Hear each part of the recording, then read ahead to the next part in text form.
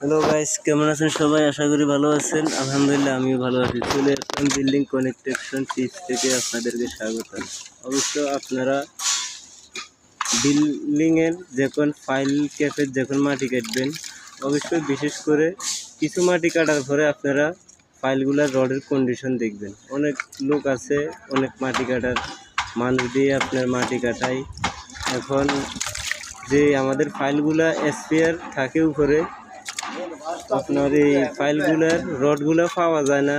আমরা আগে সিসি করে এলাই, এরপরে আপনার রডগুলো আমরা পাইতেছি না। যখন রড আপনার যখন সিসির উপরে যখন ফাইলগুলা ভাঙ্গি, তখন আপনার রডগুলো আমরা পাইতেছি না, আমরা অ্যাকুরেটভাবে রড পাই না।